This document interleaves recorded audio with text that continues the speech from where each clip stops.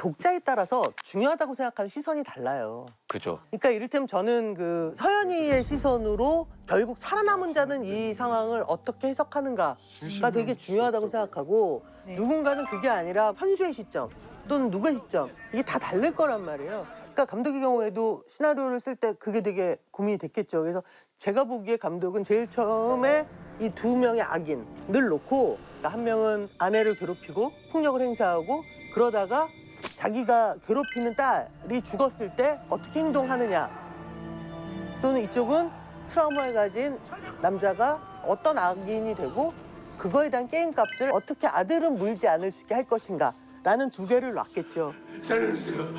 선생님, 제가 잘못했습니다. 그리고 이 두 개를 놓은 상태에서 얘기가 재밌어질 수 있는 길로 고민을 하셨던 것 같아요. 영화를 보면.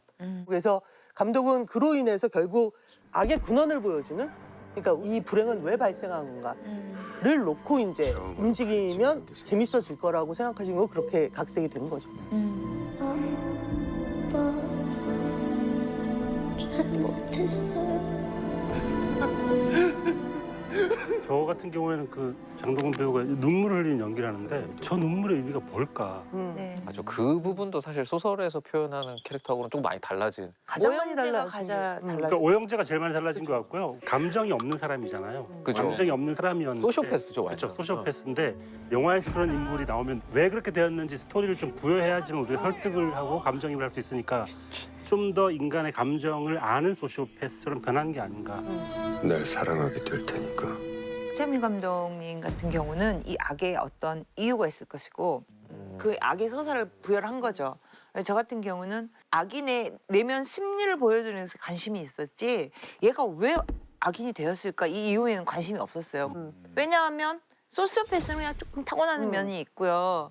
그 어떤 사연 때문에 소시오패스가 되진 않아요.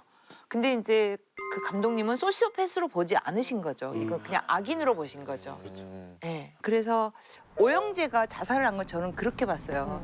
살 의미가 없어진 거예요. 그쵸. 현수가 죽어버렸으니까 얘한테 복수를 해줘야 그쵸, 되는데 그래서 아들을 끌고 가는데 그러니까 이제 오영재도 더 살 의미가 없으니까 죽어버린 거예요. 내가 끝내야 끝나는 거야.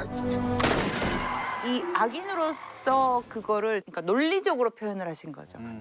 그러니까 그렇기 때문에 현세 트라우마가 영화에서는 더 극대화되었고 이를테면 베트남전 상해 용사로 가정폭력을 일삼는 아버지를 죽이고 싶었던 어린 현수가 있었고 살아남기 위한 어떤 것이 누군가를 죽이는 것으로부터밖에 시작할 수 없는 뭐 이런 것들에 대한 트라우마가 영화에서는 반복적으로 보여지거든요.